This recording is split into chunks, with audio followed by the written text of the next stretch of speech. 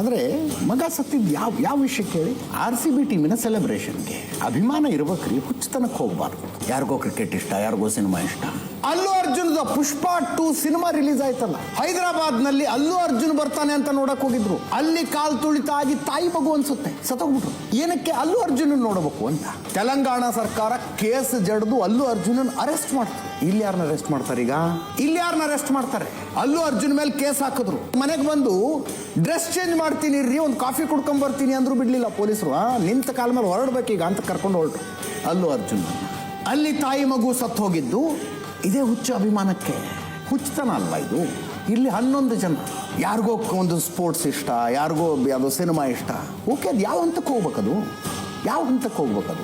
6 ವರ್ಷದ ಮಕ್ಕಳನ್ನ ಕರ್ಕೊಂಡು 1 ಲಕ್ಷ ಜನರ ಮಧ್ಯದಲ್ಲಿ ಬರ್ತೀರಿ ನೀವು. ಇವತ್ತೇ ಈ ಕಾರ್ಯಕ್ರಮವನ್ನು ಆಯೋಜನೆ ಮಾಡಿದಂಥವ್ರು ಪ್ಲೇಯಿಂಗ್ ಟು ದ ಗ್ಯಾಲರಿ ಮಾಡ್ತಿರ್ಲಿಲ್ವಾ? ಯಾರು ಅನ್ನೋದು ಬರಲಿ ಹೊರಗದು ಇನ್ವೆಸ್ಟಿಗೇಷನ್ನಲ್ಲಿ. ಇವತ್ತೇ ಆಗಬೇಕು ಅನ್ನೋ ಪ್ಲಾನ್ ಯಾರ್ದು ಅಂತ ಹೇಳಿ.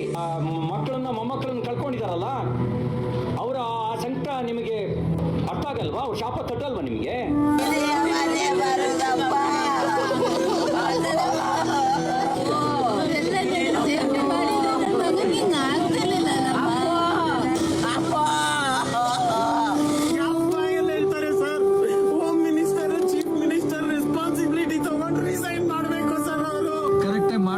ಕೆಪಾಸಿಟಿ ಇಲ್ಲ ಆದ್ಮೇಲೆ ಬಿಡ್ಬೇಕಿತ್ತು. ಇನ್ನ 2 ದಿವಸ ಬಿಟ್ಟು ಮಾಡ್ಬೋದಿತ್ತಲ್ಲ. 12 ದಿವಸ ಬಿಟ್ಟು ಮಾಡ್ಬೋದಾಗಿತ್ತಲ್ಲ.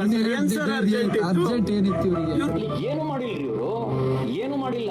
ಇವ್ರಿಗೆ ಇದ್ದಿತ್ತು ಕೇವಲ RCB ತಂಡದ ಜೊತೆನಲ್ಲಿ ಮಕ್ಕಳು ಮೊಮ್ಮಕ್ಕಳನ್ನ ಕರ್ಕೊಂಡು ಬಂದು ಫೋಟೋ ತೆಗೆಸ್ಕೊಳ್ಳೋದು. ಗೆದ್ದವರು ಅವರಾದ್ರೂ ಕೂಡ ಇವರೇ ಏನೋ ಗೆಲ್ಸಿದ್ವಿ ಅನ್ನೋ ತರ ಫೋರ್ಸ್ ಕೊಡೋದು. What is your role? ನಿಮ್ದೇನ್ ರೋಲ್ ಇತ್ತು? ಆ ಜೀವಕ್ಕೆ ಬೆಲೆ ಇಲ್ವಾ? ಬಡವರು ಅಲ್ಲಿ ಬಂದು ಕ್ರೀಡಾ ಪ್ರೇಮಿಗಳ ಜೀವಕ್ಕೆ ಬೆಲೆ ಇಲ್ವಾ? ಸೂಕ್ತ ಬಂದೋಬಸ್ತ್ ಮಾಡಿದ್ರೆ, ಅಗತ್ಯವಿರುವಂತ ಆಂಬ್ಯುಲೆನ್ಸು ಎಲ್ಲ ವ್ಯವಸ್ಥೆ ಮಾಡ್ಕೊಂಡಿದ್ರೆ ಜೀವ ಉಳಿಸ್ಬೋದಿತ್ತಲ್ಲ, ಅನಾಹುತ ಆಗ್ದಂಗೆ ತಡಿಬೋದಾಗಿತ್ತಲ್ಲ.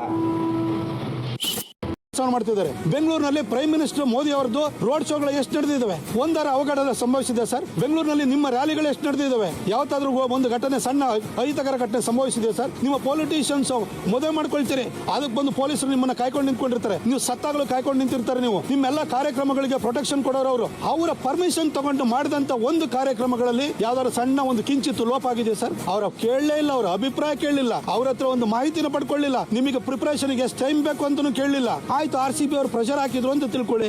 RCB ಅವ್ರ ಪ್ರೆಷರ್ಗೆ ಒಳಗಾಗುವಂತಹ ನಿಮಗೆ ದರ್ದು ನಿಮಗೇನಿತ್ತು ಸರ್? ನಿಮಗೆ ಅಲ್ಲಿ ಹೋಗಿ ಚಿನ್ನಸ್ವಾಮಿ ಸ್ಟೇಡಿಯಂ ಅಲ್ಲಿ ನಡೆದ ಕಾರ್ಯಕ್ರಮನೇ ಗೊತ್ತಿಲ್ಲ ಅಂತ ಹೇಳ್ತೀರಿ. ನಿಮ್ಮ DK ಶಿವಕುಮಾರ್ ಅವರು ಹೋಗಿ ಕಪ್ ಹಿಡಿದು ಎತ್ಕೊಂಡು ನಿಂತಿರೋದು ನೋಡಿಲ್ವ ನೀವು? ನಿಮ್ಮನ್ನ ಯಾರಾದ್ರೂ ಏರ್ಪೋರ್ಟ್ಗೆ ಬನ್ನಿ, ನಿಮಗೆ ರಿಸೀವ್ ಮಾಡಕ್ಕೆ ಬನ್ನಿ ಅಂತ ಕರೆದಿದ್ರು ನೀವು? ಅಲ್ಲಿ ನಿಮ್ಮ ಉಪಮುಖ್ಯಮಂತ್ರಿಗೆ, ನಿಮ್ಮ ಮಂತ್ರಿಗಳಿಗೆ, ನಿಮ್ಮ MLA ಗಳಿಗೆ, ನಿಮ್ಮ ಸಚಿವರಿಗೆ ವಿಧಾನಸೌಧ ಎದುರುಗಡೆನೂ ಪ್ರೊಟೆಕ್ಷನ್ ಕೊಡಬೇಕು, ಜನರನ್ನು ಮೇಂಟೈನ್ ಮಾಡಬೇಕು. ಹೆಂಗ್ ಮಾಡಕ್ಕಾಗುತ್ತೆ ಸರ್? ಇಷ್ಟು IPL ಮ್ಯಾಚ್ಗಳು ಬೆಂಗಳೂರಿನಲ್ಲಿ ನಡೆದು 1 ಘಟನೆ ಸಂಭವಿಸಿದೆ ಸರ್. ಬೆಂಗಳೂರು ಪೊಲೀಸು ಎಫಿಷಿಯಂಟ್ ಆಗಿ ಕೆಲಸ ಮಾಡಿಲ್ಲ ಸರ್. ಬೆಂಗಳೂರು ಪೊಲೀಸ್ ಕಮಿಷನ್ ನೀವು ಸಸ್ಪೆನ್ಷನ್ ಮಾಡ್ತೀರಿ ಅಂತಂದ್ರೆ ಇಡೀ ಪೊಲೀಸ್ ಇಲಾಖೆ ಮೊರಾಲ್ ಎಲ್ಲಿಗೆ ಹೋಗ್ಬೇಕು ಸರ್? ಈ ಕಾನೂನು ಸುವ್ಯವಸ್ಥೆನ ಕಾಪಾಡೋರು ಅವರು. ಬೆಂಗಳೂರಿನಲ್ಲಿ ಡ್ರಗ್ ಮಾಫಿಯಾ ಇದೆ, ಬೆಂಗಳೂರಿನಲ್ಲಿ ನೈಟ್ ಕ್ಲಬ್ಸ್ ಇದೆ, ಬೆಳಗಿನ ಜಾವದವರೆಗೂ ಕುಡಿತಾರೆ. ಇಂತಹ ಒಂದು ಊರನ್ನ ಇದುವರೆಗೂ ಕಾನೂನು ಸುವ್ಯವಸ್ಥೆನ ಕಾಪಾಡ್ಕೊಂಡು ಬಂದಿದ್ದಾರೆ. ಇಡೀ ಇಲಾಖೆ ಮೇಲೆ ಇವತ್ತು ನೀವು ಟಾರ್ಗೆಟ್ ಮಾಡಿಕೊಂಡು ನಿಮ್ಮ ಎಲ್ಲ ಒಂದು ಏನ್ ತೆವಲುಗಳಿದೆಯಲ್ಲ ಪುಕ್ಕಟ ಪ್ರಚಾರ ತಗೊಳ್ಳೋದು, ಅದಕ್ಕೂ ಅವ್ರು ಪ್ರೊಟೆಕ್ಷನ್ ಕೊಡಬೇಕು ಅಂತ ಹೇಳಿ ನೀವು ಅವ್ರನ್ನ ದುರ್ಬಳಕೆ ಮಾಡ್ಕೊಳ್ತಿದ್ದೀರಾ ಸರ್. ಅವರು, ನಾನು ಅವ್ರನ್ನ ಮೈಸೂರಿನಲ್ಲಿ ನೋಡಿದ್ದೀನಿ. ನಮ್ಮ ದಸರಾನ ಅಚ್ಚುಕಟ್ಟಾಗಿ ನಡೆಸ್ಕೊಟ್ಟಿದ್ದಾರೆ ಅವರು. ಅವ್ರು ಇಂಟೆಲಿಜೆನ್ಸ್ ಹೆಡ್ ಆಗಿದ್ದಾಗಲೂ ಕೂಡ ಕರ್ನಾಟಕದಲ್ಲಿ ಅಷ್ಟು ಅಚ್ಚುಕಟ್ಟಾಗಿ ಅವರು ಕಾರ್ಯನಿರ್ವಹಿಸಿದ್ದಾರೆ. ಅವರು ಮಂಗಳೂರಿನಲ್ಲಿ SP ಆಗಿದ್ದಾಗಲೂ ಇರಬಹುದು, ಎಲ್ಲ ಕಡೆ ಹೋದ ಕಡೆ ಎಲ್ಲರೂ ಕೂಡ ದಯಾನಂದ್ ಸರ್ ಒಳ್ಳೆ ಹೆಸರು ತಗೊಂಡ್ಬಂದಿದ್ದಾರೆ. ಒಬ್ಬ ಒಳ್ಳೆ ಅಧಿಕಾರಿಗೆ ಇಷ್ಟು ವರ್ಷದ ಅವರ ಕರಿಯರಿಗೆ, 35-40 ವರ್ಷದ ಕರಿಯರಿಗೆ ಇವತ್ತೊಂದು ಬ್ಲಾಕ್, ಒಂದು ಕಪ್ಪು ಚುಕ್ಕಿನ ನೀವು ಅಂಟಿಸಿದ್ರಲ್ಲ ಸರ್.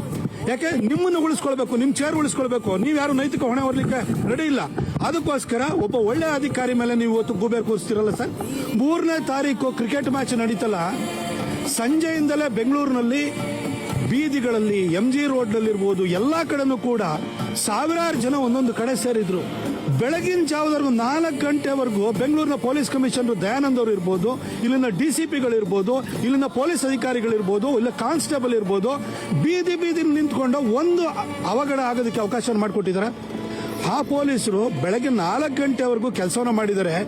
ಮನೆಗೆ ಹೋಗಿ ಒಂದು ರೆಸ್ಟ್ ತೊಗೊಳಕ್ಕಾಗಿಲ್ಲ. ಬೆಳಗ್ಗೆ 8 ಗಂಟೆಗೆ ನೀವು ಟ್ವೀಟ್ ಹಾಕ್ತೀರಿ, ಬನ್ನಿ ಸಂಭ್ರಮಾಚರಣೆಯಲ್ಲಿ ಭಾಗಿಯಾಗಿ ನಾವು ವಿಧಾನಸೌಧ ಎದುರುಗಡೆ ಕೊಟ್ಟು ಬಂದು ಕರೆಸಿ ತಲೆಗೆ ಟೋಪಿ, ಶಾಲು, ಹಾರ ಹಾಕ್ತೀವಿ ಅಂತ ಹೇಳಿ ಕರೆದವ್ರು ನೀವು.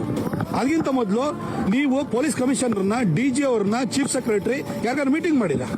ಮೀಟಿಂಗ್ ಮಾಡದಲೆ ಇವತ್ತು ತಲೆದಂಡೆ ಯಾರನ್ನ ಮಾಡ್ತಾ ಇದ್ದೀರಿ ಸರ್ ನೀವು? ನಿಜಕ್ಕೂ ಹೃದಯ ವಿತ್ರಾಕಂತ ಘಟನೆ. ಇದನ್ನ ಸಂಪೂರ್ಣವಾಗಿ ಹೈಕೋರ್ಟಿನ ಸಿಟ್ಟಿಂಗ್ ಜಡ್ಜ್ ಅವರ ನೇತೃತ್ವದಲ್ಲಿ ಈ ಒಂದು ತನಿಖೆ ಆಗಬೇಕು. ಡೆಪ್ಯೂಟಿ ಕಮಿಷನರ್ ಯಾರ ಕಂಟ್ರೋಲ್ನಾಗ ಇರ್ತಾರ್ರಿ? ರಾಜ್ಯ ಸರ್ಕಾರ ಕಂಟ್ರೋಲ್ನಾಗ ಇರ್ತಾರ. ಅವ್ರ ವರದಿ ನಾಳೆ ಕೊಡುವುದೇ ಇಲ್ಲ. ಅವ್ರಿಗೇನು ಸಿದ್ದರಾಮಯ್ಯನವ್ರು ಹೆಂಗ ಲೋಕಾಯುಕ್ತದ ತಮ್ಮ ಒಂದು ಕಂಪ್ಲೇಂಟ್ ಹೋಗಿ ತಮ್ಮ ಇದ್ರ ಮುಂದೆ ಹೆಂಗ ಅಟೆಂಡ್ ಆದ್ರು ಮೈಸೂರಿನಲ್ಲಿ, ಅದೇ ರೀತಿ ಡೆಪ್ಯೂಟಿ ಕಮಿಷನರ್ನವರು ಮ್ಯಾಜಿಸ್ಟ್ರೇಟ್ ಎನ್ಕ್ವೈರಿ ಮಾಡಿದ್ದಾರೆ. ಇದನ್ನ ಒಪ್ಪಲಾಗ್ತಾ ಇಲ್ಲ. ಇದು ಹೈಕೋರ್ಟಿನ ಈ ಸಿಟ್ಟಿಂಗ್ ಜಡ್ಜ್ಗಳ ನೇತೃತ್ವದಲ್ಲಿ ಒಂದು ತನಿಖೆ ಆಗ್ಬೇಕು, ನಿಷ್ಪಕ್ಷಪಾತ. ಯಾರ್ಯಾರು ಇದ್ರೊಳಗೆ ಇನ್ವಾಲ್ವ್ ಅದಾರ. ನೀವು ಕೇವಲ ಒಬ್ಬನೇ ಸತ್ರಲ್ಲಿ ತೆಲುಗು ನಟ ಅವ್ರನ್ನ ನೀವು ಅರೆಸ್ಟ್ ಮಾಡಿದ್ರಿ. ಇವತ್ತು ನೀವು ಎಲ್ಲರನ್ನೂ ಅರೆಸ್ಟ್ ಮಾಡ್ಬೇಕು. ನೀವು ಯಾರು ಕಾರಣಕರ್ತದ್ರಿ, ರಾಜ್ಯದ ಮುಖ್ಯಮಂತ್ರಿ ಹಿಡಿದು ನಿಮ್ಯಾಗೂ FIR ಆಗ್ಬೇಕು, ನಿಮ್ಯಾಗೂ ಪ್ರಕರಣ ದಾಖಲೆ ಮಾಡಿ ನಿಮ್ನು ಅರೆಸ್ಟ್ ಮಾಡ್ಬೇಕು. ಯಾಕಂದ್ರೆ ಇಷ್ಟು ದೊಡ್ಡ ಅನಾಹುತಕ್ಕೆ ನೀವು ಕಾರಣ. ಇನ್ನೂ 56 ಜನ ಜೀವನ ಮರಣದ ಮಧ್ಯದಲ್ಲಿ ಹೋರಾಟ ಮಾಡ್ತಾ ಇದ್ರು. ಅನೇಕ ಏನು ನಮ್ಮ ದವಾಖಾನೆ ಬೇಜವಾಬ್ದಾರಿತ ಈ ಸರ್ಕಾರ. ಸಿದ್ದರಾಮಯ್ಯನ ಹೇಳ್ತೀನಿ, ನೀವು ದಯವಿಟ್ಟು ಮುಂದುವರಿಬೇಡ್ರಿ. ಕರ್ನಾಟಕ ವಿಧಾನಸಭೆ ವಿಸರ್ಜನೆ ಮಾಡಿ ಇನ್ನೊಮ್ಮೆ ಜನರ ಹತ್ರ ಹೋಗೋದು ಒಳ್ಳೇದು. ನೀವು ಎಲ್ಲಾ ರಂಗದಲ್ಲಿ ವಿಫಲರಾಗಿದ್ದೀರಿ. ಈ ಸೋಮಾರಿತನದಲ್ಲಿ ಕಾರ್ಯಕ್ರಮ ಮಾಡಿರೋದು. ಪೊಲೀಸ್ ಅಧಿಕಾರಿಗಳು ಕೈಕಟ್ಟು ನಿಂತ್ಕೊಂಡಿದ್ರು. ಏಕಾಏಕಿ ಒಂದು 6 ಗಂಟೆ ಮುಂಚೆ ಅನೌನ್ಸ್ ಮಾಡ್ಬಿಟ್ಟು ಮೆರವಣಿಗೆ ಇದೆ ಬನ್ನಿ ಅಂತೀರ. ಆಮೇಲೆ ಮಂತ್ರಿಗಳು, ಹೋಮ್ ಮಿನಿಸ್ಟರ್ ಬಂದು ಮೆರವಣಿಗೆ ಕ್ಯಾನ್ಸಲ್ ಅಂತೀರ. ಜನ ಎಲ್ಲಿಗೆ ಹೋಗ್ಬೇಕು? 2 ಕಾರ್ಯಕ್ರಮ ಮಾಡೋ ಅವಶ್ಯಕತೆ ಏನಿತ್ತು ನಿಮ್ಗೆ? ನ್ಯಾಷನಲ್ ಅಲ್ಲ, ಇಂಟರ್ ನ್ಯಾಷನಲ್ ಸುದ್ದಿ ಆಗಿದೆ.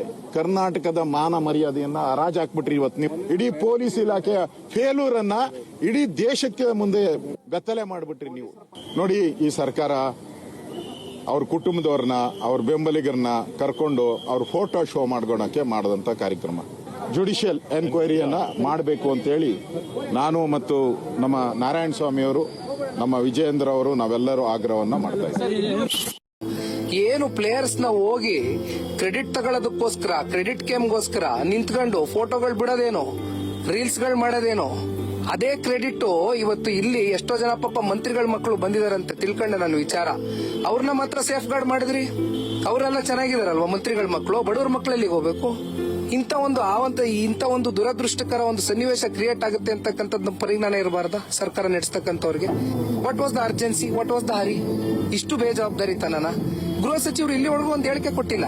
ನಾನು ಒಬ್ಬ ಪತ್ರಕರ್ತನಾಗಿ ಪ್ರಶ್ನೆ ಕೇಳಲೇಬೇಕು. 24 ಗಂಟೆ ಆಗಿಲ್ಲ RCB ಅವರು ಕಪ್ಪನ್ನ ಲಿಫ್ಟ್ ಮಾಡಿ, ಅಷ್ಟರಲ್ಲಿ ಈ ರೀತಿಯಾದಂತ ದುರಂತ. RCB ಅವರ ವಿಜಯೋತ್ಸವ ಒಂದ್ ಕಡೆ ಆದ್ರೆ, ಕರ್ನಾಟಕ ರಾಜ್ಯದಲ್ಲಿ ಇವತ್ತು ಹಲವಾರು ಕುಟುಂಬಗಳು ಶೋಕಾಚರಣೆಯನ್ನ ಆಚರಿಸ್ತಾ ಇದ್ದೇವೆ. ಇದು ಅತ್ಯಂತ ದುರದೃಷ್ಟಕರ ಅಂದ್ರೆ ಈ ಸನ್ನಿವೇಶ ಕ್ರಿಯೇಟ್ ಮಾಡ್ತಕ್ಕಂಥವ್ರು ಯಾರು? ಸರ್ಕಾರದ ಕೈಲಿ ಇರ್ತಕ್ಕಂಥದ್ದು ಎಲ್ಲ. ನೀವು ಪೊಲೀಸ್ ಸಿಬ್ಬಂದಿಗಳ ಜೊತೆ ಕೂತು ಚರ್ಚೆ ಮಾಡಿ 1 or 2 days ಟೈಮ್ ತಗೊಂಡು ಮಾಡ್ಬೇಕಾಗಿತ್ತು. ನೀವು ಮಾಡಬೇಡಿ ಅಂತ ನಾವ್ ಹೇಳ್ತಾ ಇಲ್ಲ, ಬಟ್ ಈ ರೀತಿ ಕಂಡಕ್ಟ್ ಮಾಡೋದ? ನೀವು ಅಲ್ಲೋಗಿ ನೀವು ವಿಡಿಯೋ ಮಾಡ್ಬೋದು, ಫೋಟೋ ಹಾಕ್ಬೋದು, ರೀಲ್ಸ್ ಮಾಡ್ಬೋದು. Why couldn't you manage? ಈ ಅಕ್ಕಪಕ್ಕದಲ್ಲಿ ನಿಂತ್ಕೊಂಡು ಕೈ ಬೀಸೋದು, ಚೀರಾಡೋದು, ಕೂಗಾಡೋದು. ರಣರಂಗದಿಂದ ಬಂದಂಥ ಒಬ್ಬ ಸೈನಿಕನನ್ನ ಹಿಂಗ ಸ್ವಾಗತ ಮಾಡಿದ್ರೆ ಶಬಾಷಪ್ಪ, ದೇಶ ಉದ್ಧಾರ ಆಯ್ತು ಅಂತ ಅನ್ಕೋಬಹುದಾಗಿತ್ತು. ಬೆಂಗಳೂರಿಗೆ ಬಂದ ಹೆಚ್ಚು ಕಡಿಮೆ ಪ್ರತಿಯೊಬ್ಬ ಹುತಾತ್ಮ ಯೋಧನ ಶವಯಾತ್ರೆಗೂ ನಾನು ಹೋಗಿದ್ದೀನಿ. ಒಬ್ಬ ಯೋಧನ ಶವಯಾತ್ರೆ ಹಿಂಗಾಗಿಲ್ಲ. ಯಾರೋ ರೋಡ್ ಸೈಡ್ ಆಕ್ಸಿಡೆಂಟ್ ನಲ್ಲಿ ಸತ್ ಹೋಗಿರ್ತಾರಲ್ಲ, ಅಂಥವ್ರ ಬಾಡಿ ಹೋಗುವಾಗ ಅಯ್ಯೋ ಪಾಪ ಅನ್ಕೊಂಡು ನೋಡ್ತಾರಲ್ಲ ಜನ, ಹಂಗೆ ನೋಡ್ಕೊಂಡು ನಿಂತಿರ್ತಾರೆ. ದೇಶದ ದುರಂತ ಅನ್ನೋದೇ ಇನ್ನೇನು ಅನ್ಬೇಕಿದಕ್ಕೆ? Is it not? ಗಡಿ ಕಾಯ್ದು ಬಂದಂತಹ ಸೈನಿಕ ಅಪರಿಚಿತ ವ್ಯಕ್ತಿಯ ರೀತಿಯಲ್ಲಿ ತನ್ನ ಸುಟ್ಕೇಸ್ ಹಿಡ್ಕೊಂಡು ತಾನು ಮನೆಗೆ ಹೋಗ್ತಾನೆ. ದೇಶದ ಗಡಿ ಕಾದು ಬಂದಿರ್ತಾನೆ. ನಿಮ್ಮೆಲ್ಲರ ನೆಮ್ಮದಿಗಾಗಿ ಹೋರಾಡಿ ಪ್ರಾಣ ಬಿಟ್ಟಂತಹ ಸೈನಿಕನ ಶವಯಾತ್ರೆ ಯಾರೋ ಆಕ್ಸಿಡೆಂಟ್ ನಲ್ಲಿ ಸತ್ತವ್ರ ಹೆಣ ಹೋದಂಗೆ ಹೋಗ್ತಾ ಇರುತ್ತೆ. ಇವತ್ತಿ ದುರಂತ ಆಗಿದೆ ಅಂತ ನಾನು ಮಾತಾಡ್ತಿರೋದಲ್ಲ ಇದು. This is what I feel every time. ನಮ್ಮ ಜನರ ಪ್ರಯಾರಿಟಿಗಳು ಏನು ಅಂತ? What are our priorities? Airport ಇಂದ ಬಸ್ ನಲ್ಲಿ ಹೋಗಿ ಆಸ್ಪತ್ರೆಗೆ ಸೇರಿಸೋದು ಕುತ್ಕೊಂಡು ಓಡೋಗ್ತಿದ್ದರು ಪೊಲೀಸ್ನಲ್ಲಿ.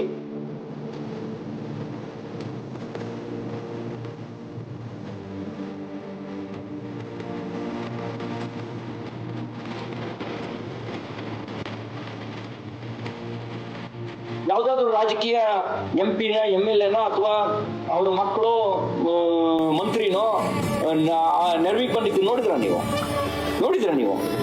ಇವರೆಲ್ಲ ಜನ ಸಾಯ್ತಾ ಇದಾರೇನೋ ವರದಿ ಬಂದಾಗಲೂ ಕೂಡ ಇವರು ಟ್ರೋಫಿ ಎತ್ತಿಟ್ಕೊಂಡು ಇವರೇ ಏನು ಗೆಲ್ಸಿದ್ರೇನೋ, ಇವರೇ ಆಟ ಆಡಿದ್ರೇನೋ ಅನ್ನೋ ರೀತಿಯ ಫೋರ್ಸ್ ಕೊಡ್ತಾ ಇದ್ರು. ಟ್ರೋಫಿ ಎತ್ತಿಟ್ಕೊಂಡು ಆಟ ಆಡಿದವರು ಇವರಲ್ಲ. ದೊಡ್ಡವರ ತಲೆ ಉಳಿಸೋದಿಕ್ಕೆ ಪಾಪದವರ ತಲೆ ದಂಡ ಮಾಡಿದ್ರು. ಕಾಮಗಾರಿಯ ರೋಡ್ಗಳಲ್ಲಿ ಬಿದ್ದು ಎಷ್ಟು ಜನ ಸತ್ತೋಗಿದಾರೋ, ಇವರ ಫಾಲ್ಟಿ ಎಲೆಕ್ಟ್ರಿಕ್ ಲೈನ್ಗಳಲ್ಲಿ ಎಲೆಕ್ಟ್ರಿಕ್ ಶಾಕ್ ಗಳನ್ನ ತಗೊಂಡು ಎಷ್ಟು ಜನ ಸತ್ತೋಗಿದ್ದಾರೆ.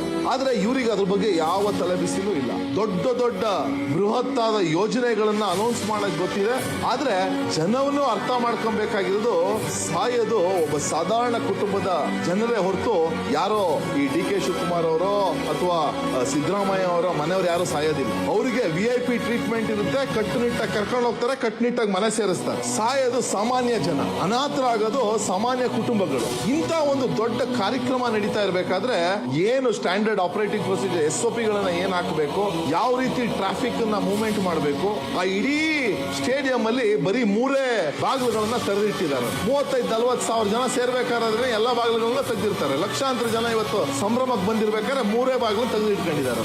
ಇದು ಎಲ್ಲ ನೋಡದಲೆ ಕಟ್ಟುನಿಟ್ಟಾಗಿ ನಿಯಮಗಳನ್ನ ಹಾಕದಲೆ ಪೊಲೀಸ್ ಡಿಪಾರ್ಟ್ಮೆಂಟ್ ಕೂಡ ಯಾವ ರೀತಿ ಪರ್ಮಿಷನ್ ಕೊಡ್ತೀವಿ ಇವರಿಗೆ? ಜನರ ಜೀವನ ಏನು ಇವ್ರಿಗೊಂದು ಆಟ ಆಗಿದ್ಯಾ? ಜನರು ಇವರ ಭಾಷಣಗಳನ್ನ ಮಾಡ್ಕೊಂಡು ಇವ್ರ ಯೋಗಿತೆಗೆ ಒಂದು ಪಾರ್ಕ್ ಮಾಡಕ್ಕಾಗಿಲ್ಲ, ಇನ್ನೊಂದು ಸ್ಟೇಡಿಯಂ ಮಾಡಕ್ಕಾಗಿಲ್ಲ. ಇವ್ರ ಯೋಗಿತೆಗೆ ಇರಾಬರ ಸುತ್ತಮುತ್ತಲ ಲ್ಯಾಂಡ್ ಅನ್ನ ಸ್ವಂತಕ್ಕೆ ತಿಂದ್ಬಿಟ್ಟು 100 ಶಾಪಿಂಗ್ ಕಾಂಪ್ಲೆಕ್ಸ್ ಗಳು 100 ಮಾಲ್ ಗಳನ್ನ ಮಾಡ್ಕೊಂಡು ಅವರ ಮೂರ್ ಜನ್ಮಕ್ಕಾಗಷ್ಟು ದುಡ್ಡು ಮಾಡ್ಕೊಂಡು ಜೈಲಿಗೆ ಹೋಗಿ ಬಂದ್ರೆ ಸೇಬಿನ ಹಾರ ಹಾಕ್ತಾರೆ. ಈ ನಮ್ ಜನನು ಜೈಲಿಗೆ ಹೋಗಿ ಬಂದು ವಾಪಸ್ ಬಂದ್ರೆ ಮೆರವಣಿಗೆಯಲ್ಲಿ ಸೇಬಿನ ಹಾರ ಬೇರೆ ಕೇಳಿ ಇವರಿಗೆ. ಗ್ರೇಟರ್ ಬ್ಯಾಂಗ್ಳೂರ್ ಅಂತೆ, ಗ್ರೇಟರ್ ಬ್ಯಾಂಗ್ಳೂರ್. ಇವ್ರ ಯೋಗಿತೆಗೆ ಒಂದು ರಿಂಗ್ ರೋಡ್ ಮಾಡಿ ಮುಗ್ಸಕ್ಕಾಗಿಲ್ಲ ಇವ್ರುಗಳಿಗೆ. ಜನರ ಜೀವನ ಒಂದು ಆಟ ಆಗೋಗಿದೆ ಇವರೆಲ್ಲ ಪಾಲಿಟಿಷಿಯನ್ಸ್ ಗಳಿಗೆ. ಪ್ರತಿಯೊಬ್ರು ರಿಯಲ್ ಎಸ್ಟೇಟ್ ದಂಧೆಗಳು ಮಾಡ್ಕೊಂಡು ಅವರ ಜೀವನವನ್ನು ಕಳೀತಾ ಇದ್ದಾರೆ ಹೊರತು ಜನರ ಒಂದು ಆಶೋತ್ತಾರಗಳು, ಅವರ ಜನರ ಒಂದು ಅಭಿವೃದ್ಧಿಯ ದೃಷ್ಟಿಕೋನದಲ್ಲಿ ಯಾವ ಕೆಲಸವನ್ನು ನಡೆಯಲ್ಲ. ಬೇರೆ ಸ್ಟೇಟ್ ಗಳಲ್ಲಿ ಎಂತೆಂತ ದೊಡ್ಡ ದೊಡ್ಡ ಕಾರ್ಯಕ್ರಮಗಳಾದ್ರೂ ಎಷ್ಟು ಅಚ್ಚುಕಟ್ಟಾಗಿ ಮಾಡಿರ್ತಾರೆ. ಜನರು ಕೂಡ ಬುದ್ಧಿ ಕಲಿಬೇಕಾಗಿತ್ತು. ಇಂಥ ನಾಲಾಯಕ್ ಸರ್ಕಾರಗಳಿಗೆ ಯಾವ ರೀತಿ ತಕ್ಕ ಪಾಠ ಕಲಿಸ್ಬೇಕು ಅದು ಕಲಿಸ್ಬೇಕಾಗುತ್ತೆ ನಾವೆಲ್ಲ. ಇವ್ರು ಯಾವ ಕೊಡೋ ಬಿಡುಗಾಸು 2,000 3,000 ಬಗ್ಗೆ ಹೋಗ್ಬಿಟ್ಟು ಓಟ್ ಓದ್ಬಿಟ್ಟು ಬಂದ್ರೆ ಹಿಂಗೆ ಆಗೋದು. ಕಾಕಾ ಸಾಹೇಬ್ ನಿನಗೂ ಫ್ರೀ, ಅವನಿಗೂ ಫ್ರೀ, ಜನರ ಜೀವನನೂ ಫ್ರೀ. ನಿಮಗೆ ಇದಕ್ಕೆ ಕೊನೆ ಆಗಬೇಕು.